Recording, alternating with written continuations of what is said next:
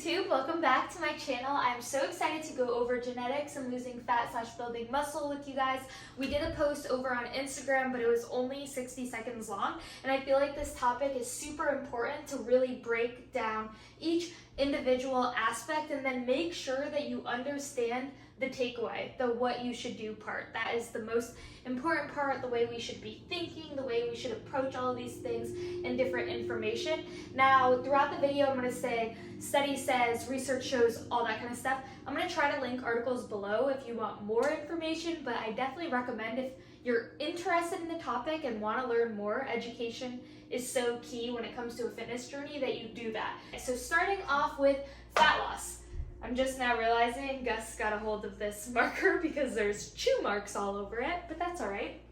So the way that genetics plays a role in losing fat, so fat loss, in specificity, is 40% of fat loss is heritable. Why we know this is because there was a study done with 100 twins, maybe 200 people, were giving 1,000 extra calories over a period of 100 days.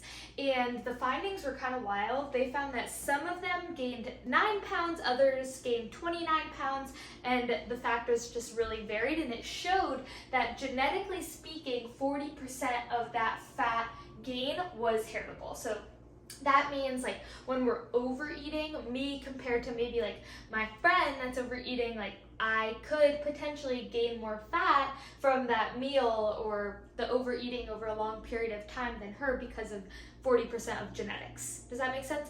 But the other 60% is my metabolic rate, how much I'm exercising, what I'm eating outside of those meals, and how much I'm moving throughout the day. So there's 60% where we can control, which is a good thing. And then location of stored body fat. This is super important. 22 to 61% of our body fat is heritable in where we store it.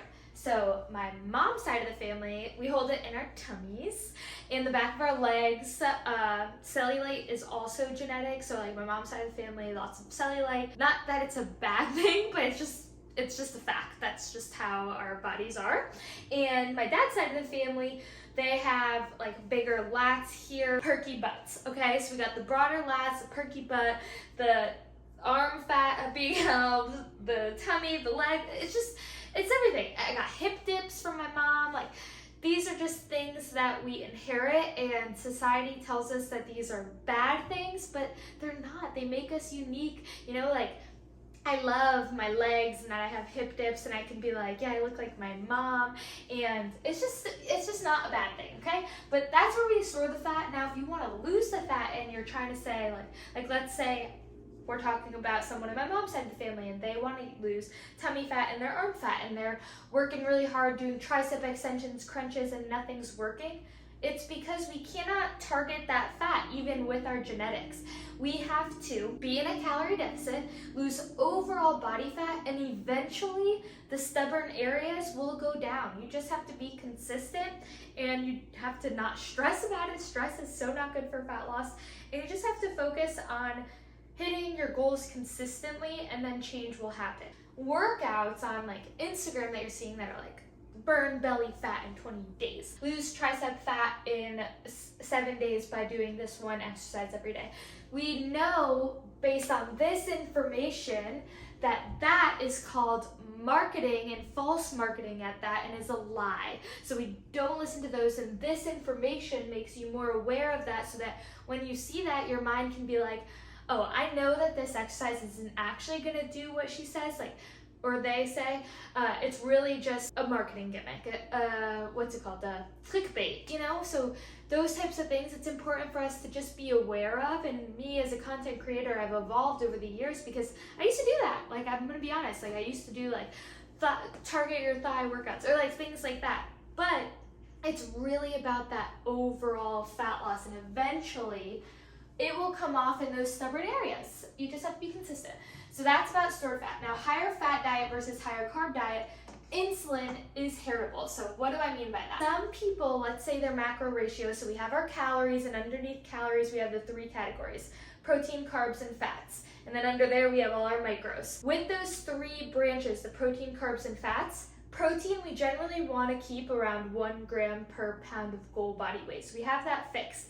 Now, these two variables, the carbs and the fats, depending on the person, they might react better to higher fat, lower carb, or higher carb, lower fat, or like equal. That is the difference there. And the reason that people react differently to it, whether that's like their hunger cues, their energy levels are changed, their hormone imbalances change because of like eating higher fat or higher carb.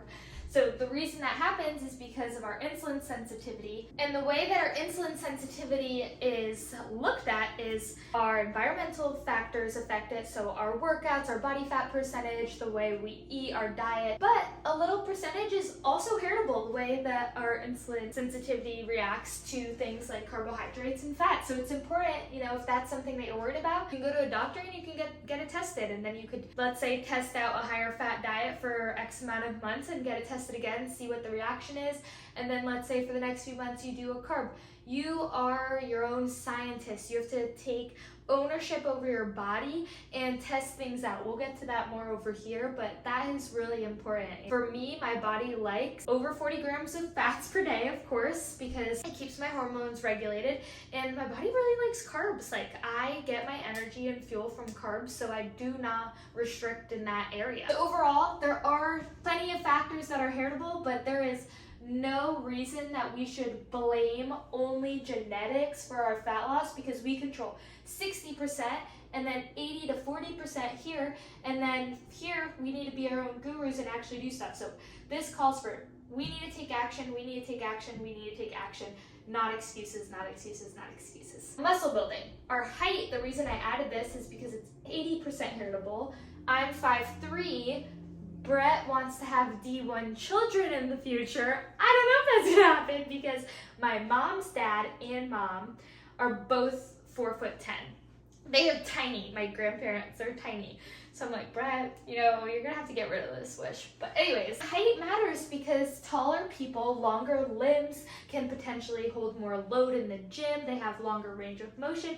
Our bodies just act differently. Maybe they are better at things if they have longer arms like deadlifting and they can go heavier. It's more so that mechanical factor there. Now, muscle mass is 50 to 80% heritable. The issue I have with this study and this statistic is that if you look it up, they collected people and had them do a certain workout regime for X amount of weeks. But they didn't control their food, so their protein, their calories, which is so important in building muscle. That factor wasn't really carried, but with only the controllable being the program, that's what they found. So there definitely is some sort of genetic factor when it comes to muscle building, but it's potentially not that high. What do I take from all that information? Different people respond better to different programming. And what do I recommend when it comes to trying out different programming? I would stick to a program for at least 4 to 8 weeks, primarily focused on strength training, because we know building muscle helps us live longer, builds our immune system, prevents us from getting injured. But to have your premise being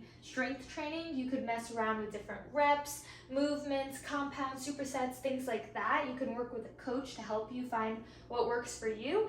And then you could also test out different forms of cardio, whether that's like swimming, cycling, running, walking, incline walking, things like that. Now, what you should do, don't assume you are in the not lucky category in terms of genes. So if you train and work and eat as if your genes are working for you and not against you, you're going to see more progress because you're not constantly at war with yourself. That's a really big one because for a really long time I was like, you know what, it's not even worth training my legs to get rid of my cellulite because it's just genetic. What kind of mentality is that?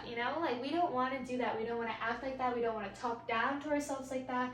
We should be our biggest cheerleaders. Like, we're made and put on this earth to be unique, and God made us one of a kind. So like, let's try to fuel ourselves properly and move our bodies properly to become the best version of ourselves, not of XYZ person on Instagram. Be your own guru. We touched on that. Different things you can be your own guru on.